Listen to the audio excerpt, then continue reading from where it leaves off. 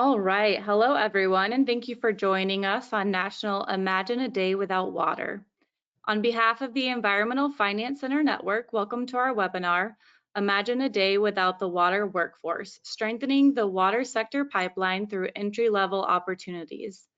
This webinar is brought to you by the Syracuse University Environmental Finance Center in partnership with Jersey Waterworks. My name is Kristen Crew from the Syracuse University Environmental Finance Center. And before we begin, we're going to go over a few logistics and then we can get started.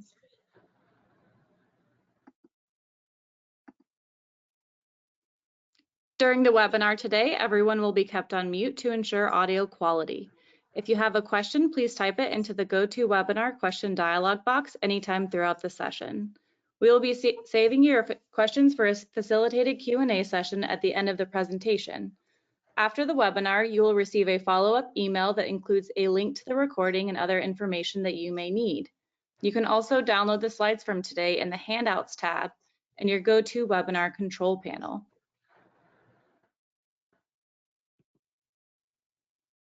This webinar has not been submitted for pre-approval of continuing education credits, but eligible attendees will receive a certificate of attendance for their personal record. To receive a certificate for this session, you must attend for the entire session and register and attend individually using your real name and unique email address. Certificates will be sent via email within 30 days of the webinar date.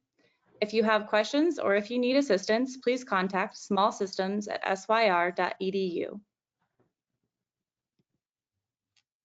Now for a little bit about the EFCN. The Environmental Finance Center Network provides training and technical assistance to small water and wastewater systems across the U.S. If your community needs help with system management, please use the request form, which I will be sharing shortly in the chat. All right, and with that, let's go ahead and get started. I am excited to introduce our presenters for today. We are joined by Andy Kricun. He is a managing director at Moonshot Missions. We are also joined by Jason Kiernan. He is the Regional Vice President of the Mid-Atlantic East at Veolia North America. Tonya Bronleewe, she is a director at the Environmental Finance Center at Wichita State University. And we are also joined by Adam Schnur, who is a microbiology major at the University of Kansas and was also a participant in the Work and Water Internship program. We are so pleased to have you all with us today. And Andy, I will go ahead and hand it over to you to get us started. Thanks very much, Kristen. Well, many thanks to Syracuse University for organizing this important event. And thanks to the U.S. Water Alliance for their National Day Without Water, which we're celebrating today. And many thanks to my participating organization, the Jersey Waterworks Initiative. Jersey Waterworks is a nonprofit collective that is based in New Jersey and is committed to the notion that every person, every community, every household is entitled to safe drinking water, clean waterways at an affordable rate. And so we work together in a very broad tent, the regulators, EPA, New Jersey Department of Environmental Protection, state, communities across the state, nonprofits, all working together in a very broad tent to try to bring about this notion of safe drinking water and clean waterways at an affordable rate. And if there's one takeaway you get from this, I guess maybe two takeaways from this seminar as a whole is one that that everyone has to make a living, but if you have to make a living, you also want to make a difference. And if you can do that, that really is a blessing. And I can't think of a profession more important to the public health and to the environment than the drinking water and wastewater industry. So the water workforce issue is a very important one. To that end, one of the things that Jersey Waterworks did, we created a number of task forces about various issues across the water sector, including combined sewer, safe drinking water, affordability, but water workforce has been a big part of it. And there are some really key issues facing the water workforce, because first of all, without water, you can't live safely, you can't conduct business. So water is critical to every aspect of our lives. And having previously run a water utility for many years in Camden, New Jersey, I can say that the water utility has a significant impact on the quality of life that the community has. The the difference between just doing the bare minimum versus a water utility being an anchor institution in the community is really a pretty big one and has a pretty big impact on the community. And at the bottom of that is the water workforce, making all that happen. Some important things to consider before we start, as I welcome you to the program, is the issue of maintaining an adequate water workforce. Brookings Institute did a study that said 50% of the nation's water workforce is eligible to retire within the next 5 years. EPA did a similar study, like 35 to 40% within the next 10 years. The point is that as baby boomers are retiring, there will be significant gaps in the water workforce, and we need to find replacement. Second of all, is we need to find replacement, but also the technical capability. Drinking water and wastewater systems have always been challenging to operate, maintain, and manage, but there are new challenges: climate change, emerging contaminants, more stringent regulations, cybersecurity. So we need to have, more, not only more people, but more technically qualified people. And then third, it's really important that we not only have the right number of qualified people, but also that we have an equitable workforce as well. Having worked, as I said, in Camden, New Jersey, which is an environmental justice community, a community that has a median household income of about $26,000. So I, saw as I said, the impact of the water utility on the community. It's really important that we have an equitable workforce that properly reflects the community that you're serving. So a study was done recently that in 2016 that the water sector was 85% male, 66% white. That was about 8 years ago. I think things are changing to be more equitable and more diverse, but it's really important that the water workforce, reflect the community that they're serving, so that one, there's a trust between the community and the utility, but also just that it's just a matter of social justice that jobs be available for the community that's hosting the utility to begin with. Last thing I'll say again is that this is a really important profession, and the water, and each individual worker, if they're working on a chemical pump, they're not just fixing a pump, but they're protecting the public health. If they're working on a sludge pump, they're protecting the river that is preventing those biofilms from going into the river. So this is a really important profession. It's important to make sure that we have the right number of workers, that they're technically qualified for the new challenges the water sector faces, and that we also have an equitable workforce as well. Again, welcome to the webinar, and I'm really looking forward to hearing the next speakers. Thank you.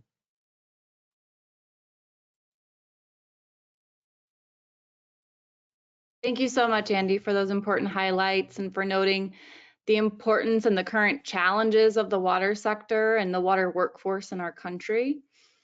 I'm now going to launch a few polls so we can gather an idea of the experience of those of us who are in the room.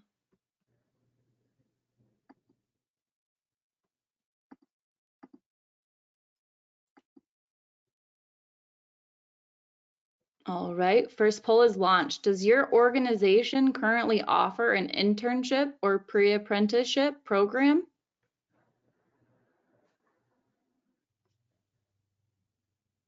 And the answers we have for that poll are yes, we offer both, only internships, only pre-apprenticeships, no, we don't offer either, or unsure.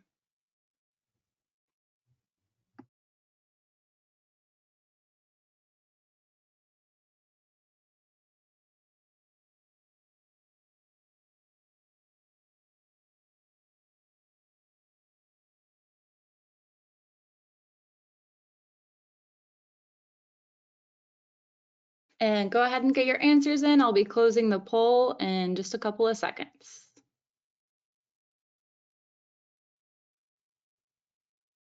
All right.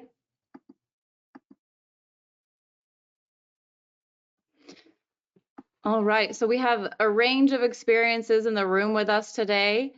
42% of people said that no, they do not offer either. So the majority do not offer either internships or pre-apprenticeships, which is great to know for our presenters. A quarter, so 25% of people said that they only offer internships. 16% say they offer both, and another 15% are unsure.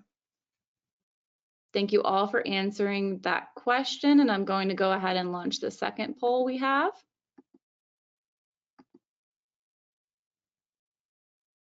In your experience, what is the biggest challenge in implementing internship or pre-apprenticeship programs?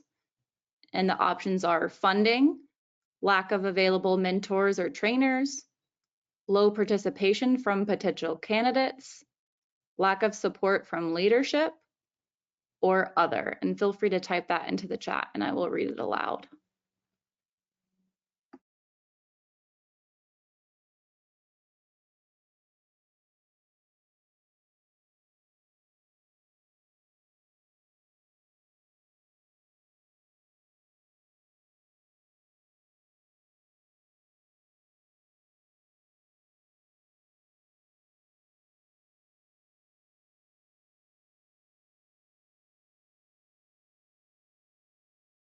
All right, go ahead and get your poll answers in. I'll be closing this in just a couple seconds.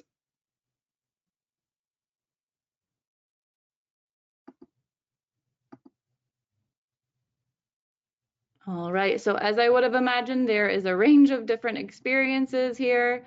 38% of people, so the majority of people say that the issue or the biggest challenge they face is funding.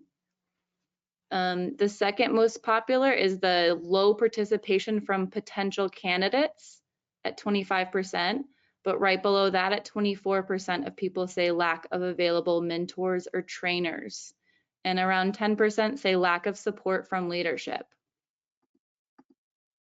Someone also sent in civil service and union requirements make internships very difficult.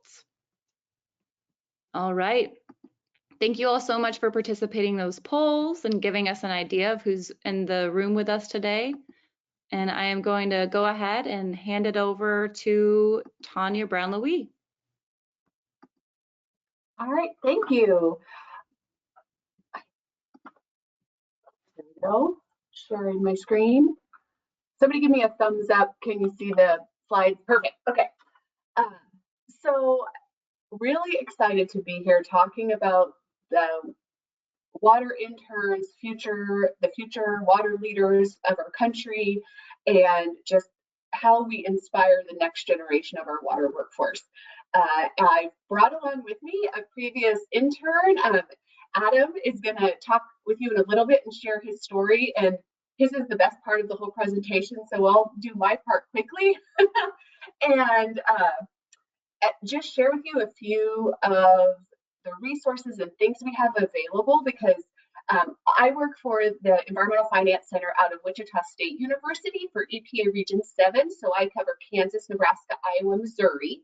So we're like middle of the map kind of folk.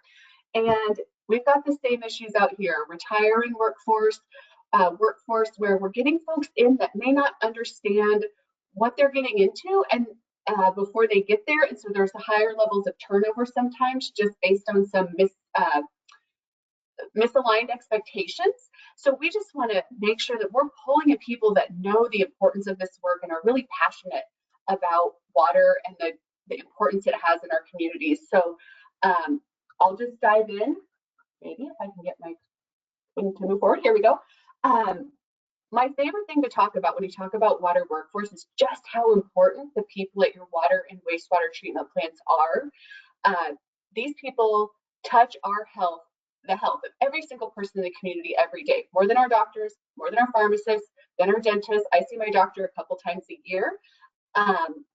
If it wasn't for our really amazing water professionals, I would be sick every day because I'm drinking water that's not safe. So these people are just vital to the health and vibrancy of our schools, our businesses, everything that happens in our community. So again, that's like what I go in with every time I talk to city councils and board members that make decisions, when I talk to the staff, just to let them know how important they are, and when I go talk to young people about these careers. Of course, a lot of you work in water industry. You know about the state of the water industry reports and kind of this list of concerns that we have every year. We do studies on these and people rank them. Of course, it's always, you know, funding and infrastructure that are at the top of mind, but right there near the top in the top 10 are, does our community even get what we do and the or vital importance of the work of water and wastewater, and workforce. And I think those two are so close hand in hand. It's like the same problem. Folks don't know about it. They don't know the importance. They don't know the career opportunities that are available here. So I think if we start talking about our jobs more, start talking about the work that water operators and the folks in the water industry do, the more the community is going to understand, and we're going to start pulling folks in to really want to join our teams. So I kind of equate this like water workforce promotion, like the Rosie the Riveter campaign. Oh, going too far. The Rosie the Riveter campaign to get folks into the munition industry when we really needed to build that industry. We need the same thing for water industry right now. We want to talk to people a lot. We want to talk to them early and often, and not to wait till we have that empty position. Start talking now. Go out to schools, elementary, high school, community college career fairs, just your neighbors, your friends, go to health fairs, all those things. Start talking. I think a health fair is like the perfect place for water or wastewater to just go talk about what you do and how that impacts everybody's health every day. Along with, the blood pressure people and the, drink a lot of water people, they're going to brush your teeth, the dentist folks. We need to be there too in those situations. So early and often, talk to folks. And then internships work. So you're going to hear about apprenticeships in a little while. When I'm talking about internships, I'm talking about opportunities for students in high school, probably like the later years, of course, because when we're bringing people into our plants, we want them to be a little bit older, 17, 18 years old, through early college or early 20s, like internships. These are opportunities that might not be directly related to getting credit or hours or time in for accreditation or certification. They could be. The ones that I'm talking about aren't. These are just exploration opportunities, just getting folks familiar with what water and wastewater folks do every day. So the first person I'm going to talk about is our very first work in water intern. Her name is Lorraine. She did her internship in El Dorado in 2016. She had this site. She was going to go to college and become an actuary. She loved math. I know it's weird, to each their own. She loved math and she wanted to be an actuary. She learned about the water industry and went on a field trip to a wastewater treatment plant and saw a water bear. They set up a microscope and had a water bear that everybody could look at, and she was hooked. She's like, I'm applying for that internship that they're offering after, and she's like on crutches because she had just broken her leg. But despite all those distractions, she just was bought in. She did her internship over the summer. She went back and did her senior year of high school. She enrolled at Wichita State, just so happened to be at Wichita State. This was not a recruitment for WSU. We just so happened that was her nearest school, and she went and did some civil engineering, and now she works for Kansas Rural Water. And she did this up at the top. You can see the how the side of a water bear changed my life. She wrote an article that's in there, the Kansas Rural Water magazine. It's fantastic. I'll put a link in the chat later. You can read it. So internships do work, and I'm going to throw it over to Adam to give his personal testimony about how internships work. All right, hey guys. So my name's Adam, and I'm here to talk about the depth and the effect that my water internship had on my career, my education, and my community. I'll talk about what I did in my internship and how my experiences have inspired me to continue talking about water until today. So to start off, who am I? I've been living in Lawrence, Kansas for 4 years after moving for job reasons, my parents. I did my water quality internship June to August of 2022 after graduating high school, and I just started my junior year at the University of Kansas this fall. I'm majoring in microbiology with interests in environment and chemistry, which were partially inspired by my work in water. So at the bottom there, you can kind of see the timeline from high school graduation to when I was doing the internship to just last weekend when I went to Great Sand Dunes National Park in Colorado. It's pretty cool. So where my interest started is kind of similar to what we were talking about with Lorraine. During my senior year of high school, I took a class called AP Environmental Science taught by my awesome teacher, Lisa Ball, and she scheduled several interesting field trips during that year. And the one I found by far the most interesting was our tour of the Kansas River wastewater treatment plant. We toured all aspects of the plant to get an idea of how it works and how it ensures that our water is clean when it reaches the environment, kind of the whole idea of the class. I found it was an interesting combination of engineering and microbiology, both of which were interesting to me at the time.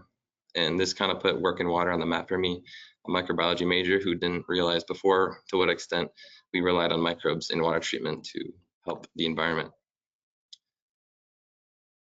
And then as summer came around, I think the way I found myself at the internship was pretty unconventional. In the spring of 2022, I applied to a few local retail jobs, but owing to the fact that I live in a college town with an almost infinite supply of young labor, I was rejected, which you can see in the 2 screenshots there.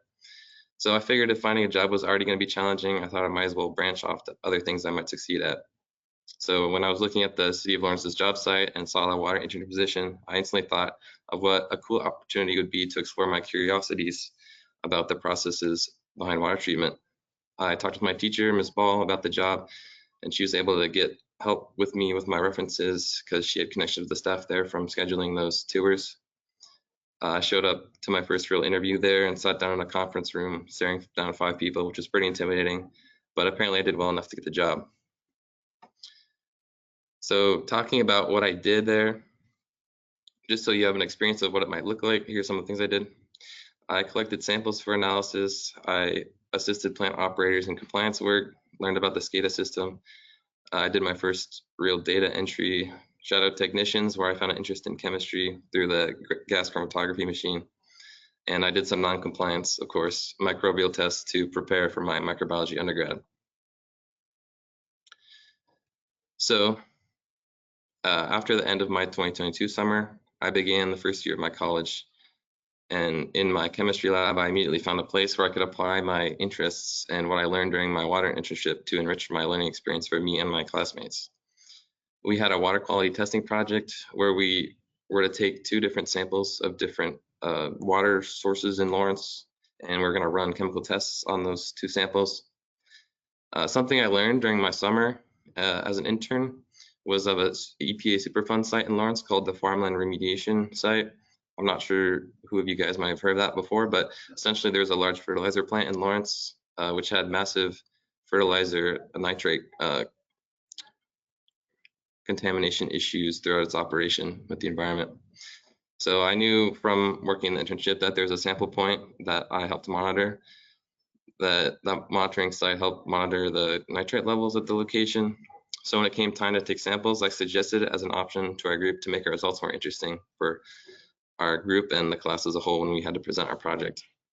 So the nitrate levels we found in our testing were so high compared to that of the Kansas River, the second place we sampled, that it was nearly beyond upper level quantification. So in the top right there, you can see the location 2 is this nitrate contaminated area we sampled, and the Kansas River is on the left. So it made for an interesting discussion when we presented about the remediation site in Lawrence and the negative side effects that high nitrate levels in drinking water can have on a community. And then in the bottom right, there's me posting with my group after we won best poster in the class. And in May of 2023, I visited Lisa Ball again when I presented for her class about my water internship and my first year of college to juniors and seniors at the high school. They couldn't make it to the plant that year due to scheduling issues, so I was kind of the serve-in for that.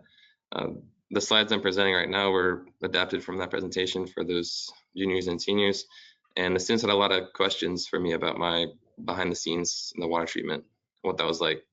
So there's a picture with Miss Ball where my hair was way too long, and the picture on the right is actually from my original tour of the plant, so it's kind of full circle. And so during college, I joined microbiology club, and during one of our first meetings, I learned that our club often did tours of companies and organizations locally that were related to microbiology. So the first thing that came to my mind was to share my interest in water treatment microbiology, because it's something that people often don't think about. A lot of the microbiology at university is focused on immunology and parasitology, that kind of stuff. So people don't really think about that much, which I found interesting. So I used my connections that I made during my water internship to schedule a plant tour for the club. And during the tour, we explored the state-of-the-art Wakarusa wastewater treatment plant facility, and we used the lab microscopes to look at the hard work that our microbes do to process our waste, which you can see there. And to conclude, what exactly did I gain from my water internship? Firstly, I gained appreciation and understanding for our water, which I can use in everyday conversations about things like water taste and odor, which is a controversial topic sometimes. I was exposed to lots of new things. For example, I worked with Excel extensively and learned a lot of lab techniques like pipetting that I use in college now. I gained curiosities and interests that I could explore later, which led to insights into my future educational and career pathways, including how I can connect engineering and microbiology. And of course, the benefits you saw to the community I got to share, all the cool behind the scenes. So these insights in my future have manifested in my research interests, which is how we can use microbes to deal with the wastewater microplastics issue. I'm currently working on setting up a meeting with a KU researcher who is already investigating microplastics in wastewater, as you can see in the top right. And then as a final statement, obviously none of this would have happened without the funding for my position and having that internship position. So I think that's kind of the main idea. That's pretty much it. Thank you. And then if you guys want to follow my journey further, you can follow me on LinkedIn or whatnot. So that's it. Thank you, Adam. This again, I just love hearing from our interns and hearing their stories, and even when interns might not go directly into the water and wastewater field, they are advocates in the community. Like, you know, when folks complain about the water bill or about, you know, some taste and odor issues at certain times of year when the lakes turn over, you know, we've got folks then after that internship out there talking to these people. Oh, here's why. Oh, that water's so cheap compared to what it should be costing, you know, based on its impact and what we do to it. It's just really fun. Thank you, Adam, so much. Stick around if you can. There might be some questions at the end that folks are putting in the chat. Just really quickly, I'm going to zoom through the rest of these slides. But basically, Syracuse EFC, the Southwest EFC, and us are working on a grant project to give teachers, school counselors, utilities resources that they can use to do internships and outreach to schools about water and water careers. So EFCs love to work together, so we just find excuses, and this was a perfect one about this wonderful topic. Future Water Leaders is the name of the project that we're working on. The phase 2 that we're just now starting is really focused on internships and creating tools that states, utilities can use to figure out how to continue a funding mechanism to keep these, because utilities a lot of times, especially the first internship, they're going to need a little incentive to try it. So creating some grants or some stipends for funding opportunities to fund that first intern, and then maybe they'll continue it on their own because it was so valuable within their own, you know, utility budgets, or just the state has an ongoing batch of funding. But this round 2 of the project we currently have, there is a little bit of funding. So reach out to Syracuse if you're interested in having an intern, and we'll see how we can get some internships going on this round 2 under Future Water Leaders. But a couple of other resources is this resource hub. So I'll put a link in the chat with the EFC network's link to this hub, and it's full of water education resources for school counselors and teachers. And it's searchable, it's a database, we're continuing to build it. So what's there now is going to be amplified in the future as we continue to add things. There's a school counselor guide, so if you use your phone and screenshot this QR code and just type in your name and email, the only thing we will ever email you is this Future Water Leader Career Counselor Guide, and it's just like a PDF of links to a lot of the things that are in the hub, but also and about water careers. There's profiles of different water jobs. There's how to do an internship for utilities. There's some lesson plans for teachers to use. So yeah, if you scan that, you can get that guide sent to you, and there's lots of links in it. So we have a lot from a previous grant called Work in Water, which is the funding that Adam was able to do his internship on. We developed all sorts of resources. So about internships and how to host them, what to do in a classroom when you go into a classroom for a utility or for just whoever is going to go out to the classroom to talk about water careers. We've got PowerPoint slides, scripts, the lesson plan about how to do the hands-on activity, because students don't just want to watch PowerPoints. It's like all sorts of hands-on activities to do. What to do on a field trip? You got the students at the plant, but now you got to walk around. What do you show them? What do you talk about? Always share how you got into your job with students. They want to know how you got to your job. They want to hear that story about why you love your job. So when you have field trips, be sure you have everybody at your plant talking about how they got there and why they love to be there. Then what to do, you know, utilities are like, okay, if we have a student come, what do they do all summer? Like just follow people around and watch them? That's boring. You know, how much responsibility do I give them? What should they do? So there's all sorts of tools and guides in the Work and Water link to show like what an internship could look like. You know, they're going to spend some time in distribution, some time in treatment, some time with the city clerk doing billing, you know, go to a city council meeting, all the parts and pieces of the water utility. And then we have some information on a capstone project, just to give the student a little bit extra. This is what folks have said about Work and Water and the program. And I think the most impactful thing, school counselors have 100% found that these resources and this taking students out to water treatment plants to show them jobs that they can get right out of high school or with college degrees, meaningful jobs that pay well, that is like super valuable. And that's the disclaimer. I am done. Next. Awesome. Thank you so much, Tonya and Adam. It was wonderful to hear about the internship program and then also see how it directly impacted Adam's experience and his career path. I appreciate you both sharing your insights and experiences. And I am now going to pass things over to Jason Kiernan. Good. Thanks, everyone. Great job, Tonya and Adam. It was really interesting. So I'm just going to share my screen. Just give me 1 second.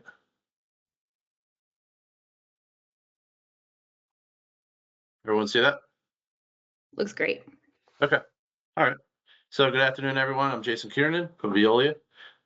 Just talking about the Hudson County Community College and Jersey Waterworks workforce program for the next 15 minutes or so. So who am I? Jason Kiernan, Regional Vice President for Veolia. My background is, I'm not going to go through my whole resume, but I have public sector experience, private sector. I've been with Suez Veolia for about 6 years now, and also we teach Rutgers University.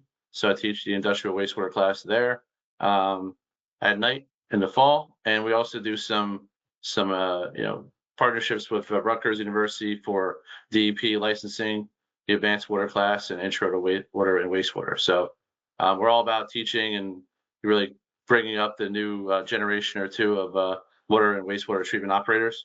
So Adam, I saw your profile and your experience. That's great. That's what we want to duplicate ourselves in New Jersey. I did have long hair at one time with yourself. I cut it short a little bit through the years, but yeah. So my experience is right here. I do have a number of water and wastewater licenses. It's one thing I started my career 20 plus years ago. Is that my boss had all the licenses in New Jersey. That's something I wanted to attain when I first started, in the early 2000s. So through the years, I've been trying to get more and more licenses, and through that, trying to bring up the people, the younger generation to do the same. Because as we all talked about, silver tsunami is definitely here, and it's going to be tougher and tougher to find licensed operators and operators in general to do these jobs in the future. And I think these kind of partnerships and collaborations we're having is the key. We need to engage. We need to get out there. My schooling experience from elementary to high school through college I never even knew this field existed. So even going to pretty good universities, I never knew there was a water and wastewater field and a treatment field and GIS and all this other avenues to do in the field. So I think the more we do that and the more we get out there and have these kind of collaborations, the better for our industry as a whole. So I just want to paint a picture, just Veolia in general, just if you're not familiar, we're private company. We have over 10,000 employees in North America alone. As you can see, we're pretty heavy on the northeast side, and I guess east of the Mississippi. We do water treatment, wastewater, and energy. So we have that scattered throughout. So I'm going to focus mostly on obviously the New Jersey region, but I know we have Syracuse audience. We do have Buffalo. We have operations in Buffalo, New York, Poughkeepsie, and Mohawk Valley. So I know we're in the New York area as well, and New England, of course. So in New Jersey, because we're going to focus on Hudson County in New Jersey, we're mostly in the northern part of New Jersey. We have projects and our corporate offices in Paramus. Hudson County itself, we have Berg, Kearney, Hoboken, Jersey City, and Bayonne, and those are really the target audiences or students we want to go after, because as everyone knows, it's harder and harder to find qualified people that are interested in this field, that are capable of doing it, and really have a passion for the environment, for clean water, for providing that day-to-day thing that most of us take for granted, but we need to fill these jobs. So we're heavily concentrated in New Jersey, as you can see, between our contract operations side, which is what I represent or what I head my contracts, and then we have the utility, which owns the assets from Hallworth and Hackensack and Toms River area. So just to paint a picture of the Veolia presence in New Jersey, and then I'll get into more of the workforce program. So course summary, we'll go into the utility program, the course overview and goals, career opportunities that we present within Veolia that could benefit students and residents alike within the community, and then just a short snippet of like some slides that we shared with our students this past 2 years. So here's the water workforce utility program. It's something that Veolia does not just in New Jersey, but also Connecticut and other states, and we're willing to work out and take elsewhere. So this partnership with Jersey Waterworks was a 10-week, 75-hour-long program that introduces students to the water workforce.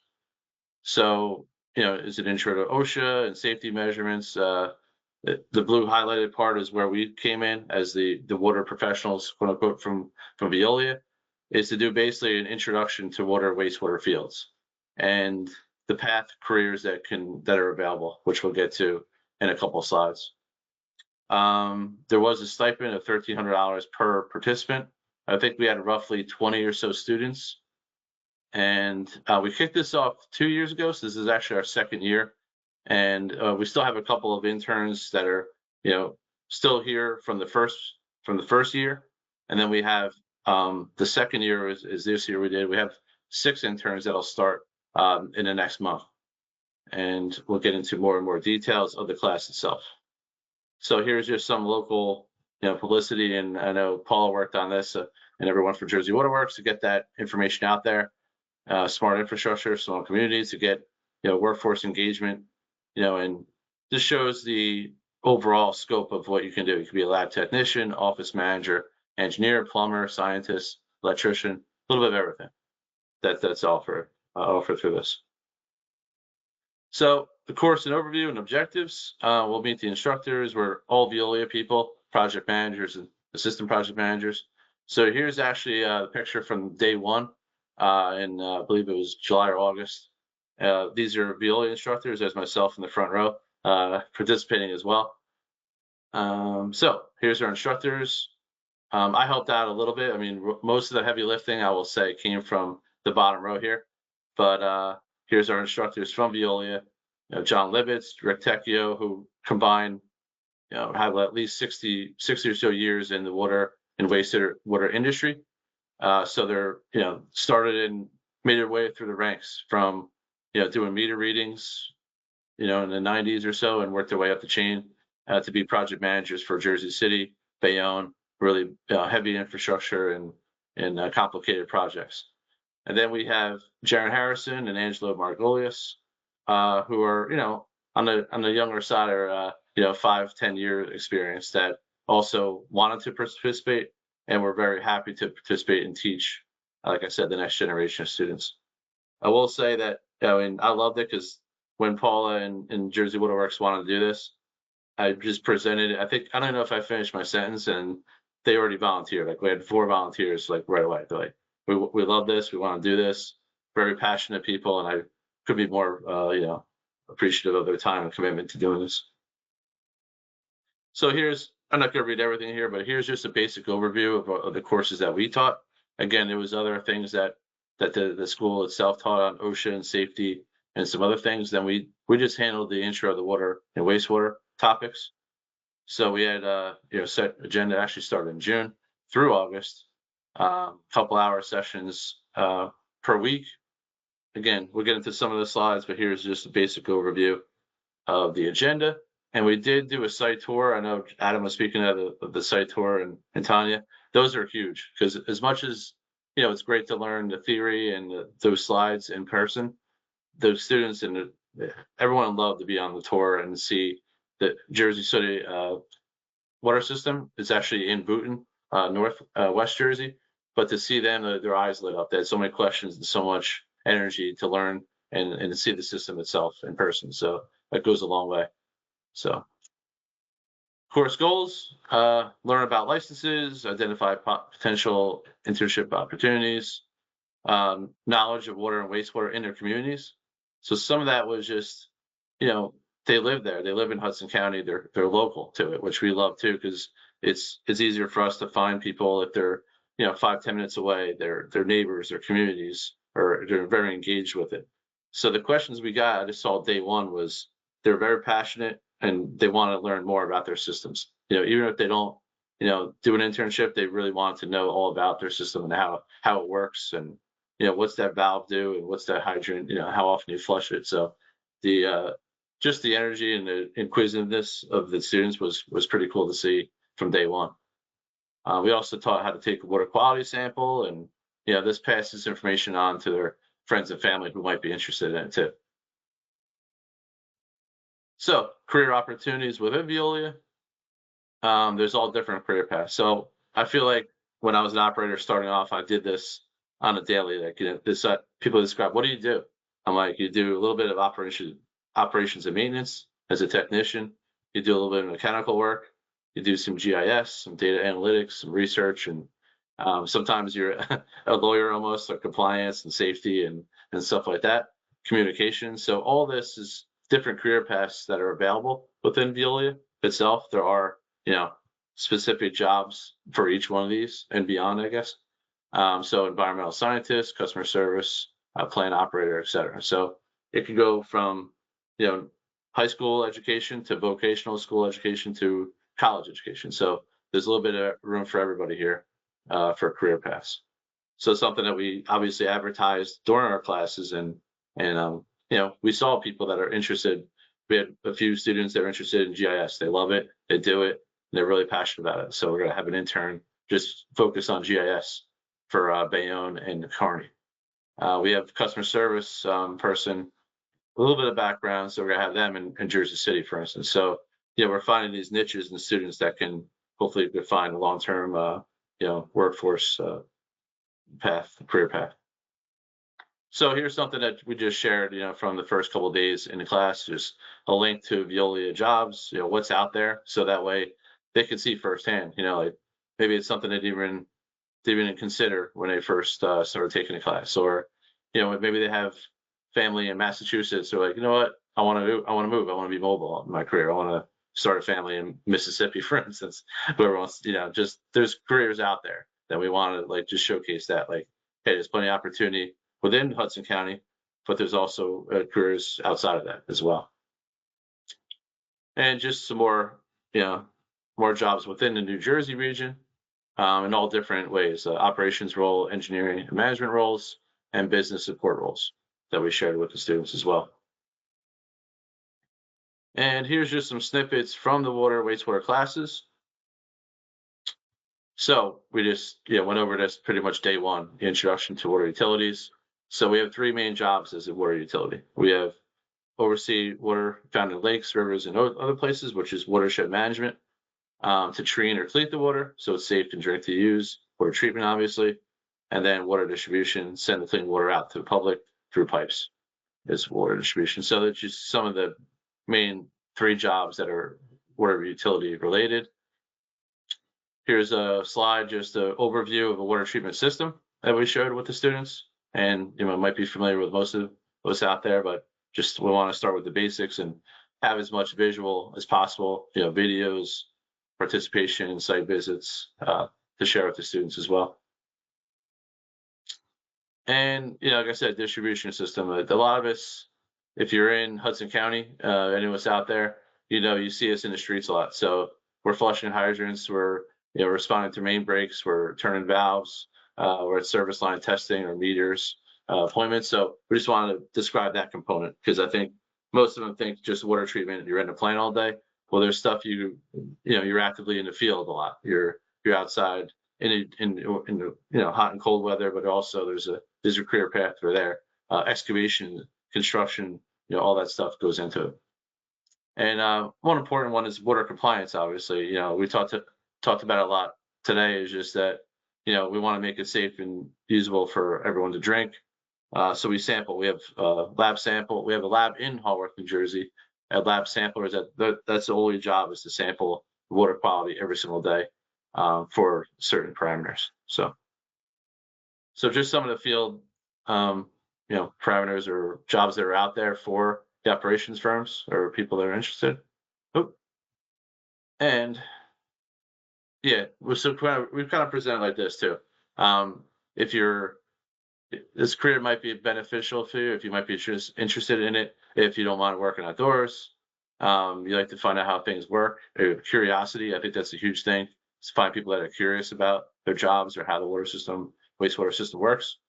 You like variety in your day of work. Like I said, back on those slides before, I feel like I do that almost every day. You're almost, a lawyer, your operations and maintenance, you're working on communications pieces. So every day is different in our field. And I think that's a great thing. If you don't want to get stuck in the mundane, there's always different things to do every day. If you don't mind working on problem solving, interacting with customers, again, we talked about GIS and GPS, customer service, etc. Opportunity to work for overtime. So in our field, there's plenty of overtime, as you know. So respond to emergencies if you don't mind doing that, and shift work as well. So again, if you don't mind doing that, then the top 3 career searches are water distribution utility person, inspector, sample collector, which we just talked about, and system inspector. So these are just something we brought up to students again through the weeks of the course.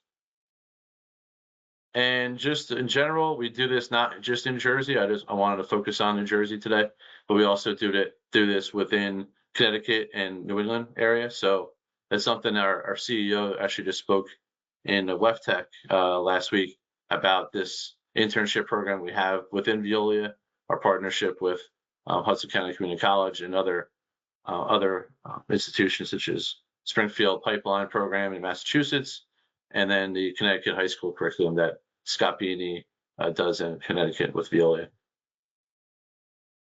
So that's pretty much all I had, was just to talk about that, Hudson County Community College internships and program. So thanks for everyone's time. Appreciate it. Thank you so much, Jason. And I have to echo everyone else here that those treatment tours are incredibly impactful. If you work in a plant, you might become accustomed to the environment, but for members of the public, witnessing all of the physical and chemical processes involved in water treatment it's truly fascinating. And we definitely take it for granted. It's a Willy Wonka style experience for most people that don't see Exactly. it. Absolutely. Yep. All right, so we're now going to enter into the Q&A session. So if you have any questions for any of our panelists, go ahead and drop them in the questions box. We did receive one question so far through the presentation from David. He asks, how do you propose that we diversify the workforce if individuals in the community are not interested in the training?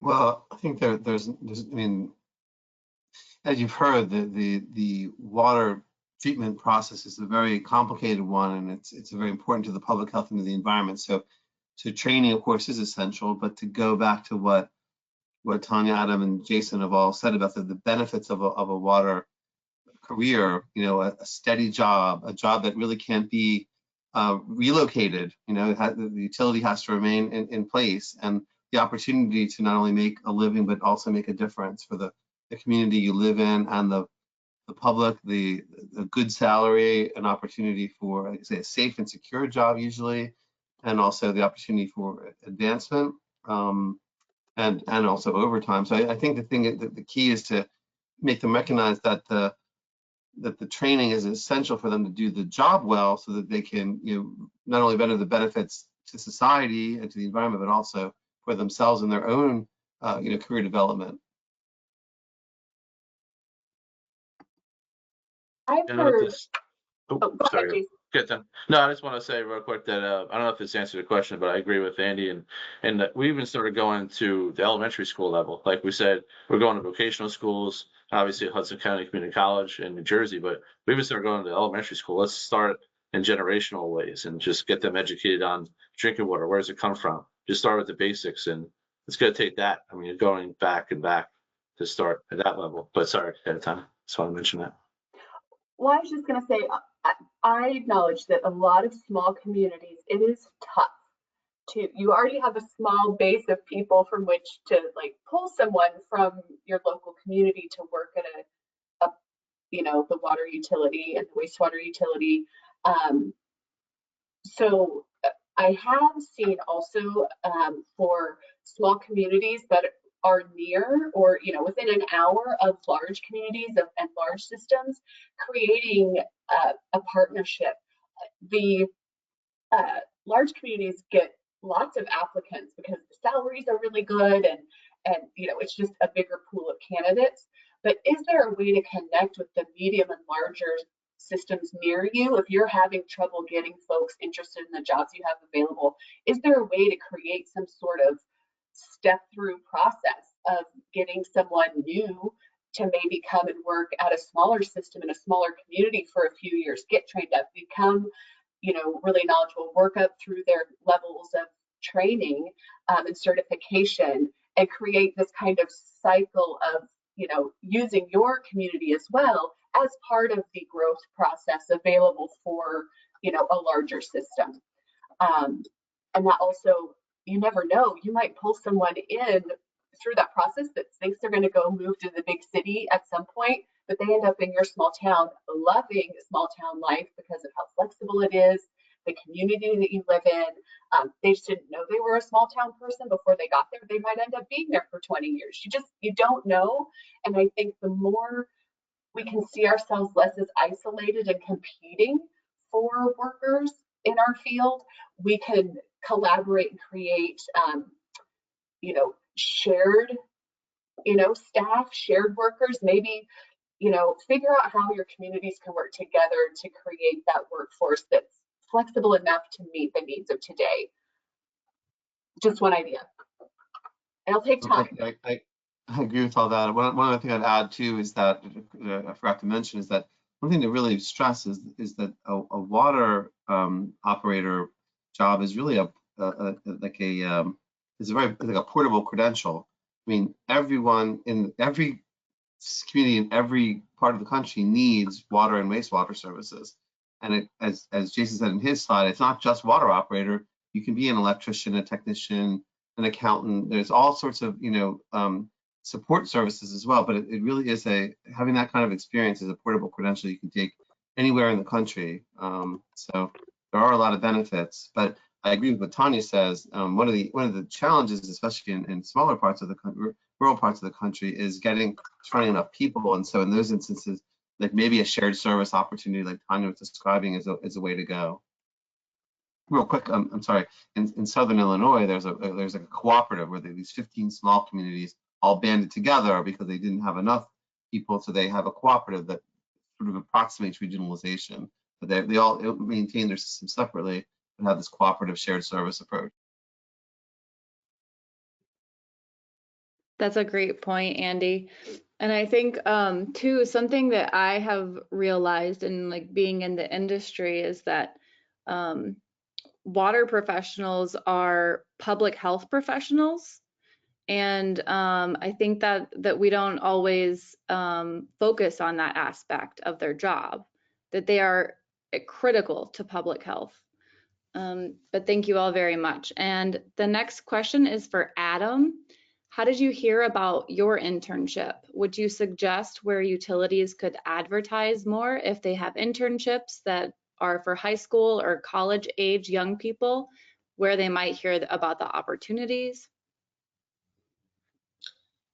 I think it wasn't like super obvious to me where to find it.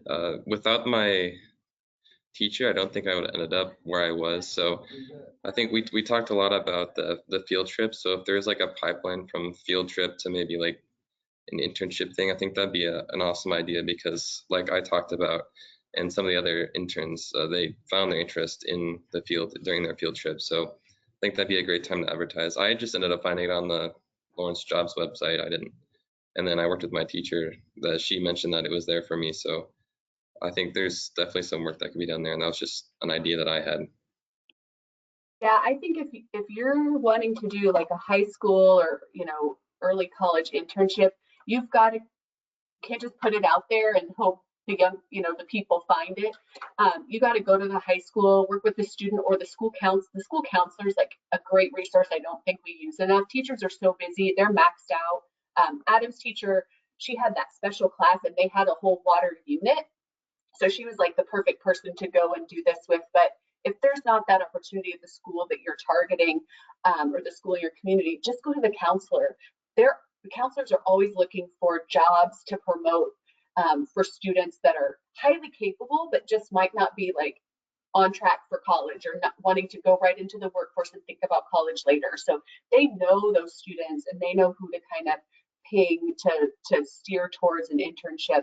But I think the best way is really to connect with the school. If you're going to do internships, connect with the school, go out and do something. You can use some of those work and water resources to do a classroom session and then do the field trip, or just do the field trip, or just like Adam did, they didn't have time to go on a field trip last year. So he just went out and talked to the students and then promoted that, promoted water careers, send the utility staff out there to talk to the students, let them know what you do, what an internship would look like. But yeah, I think you really got to be, put feet to pavement to make those connections until maybe something's established 5 years down the line. It might be just part of how high school works, is every year the students go on that field trip and everybody knows about it. But at the very beginning, it's some time investment that pays off. Great, thank you both so much. And the next question is for Adam again, and it's about outreach. Adam, would social media be a good way to build awareness for your generation? Maybe Instagram?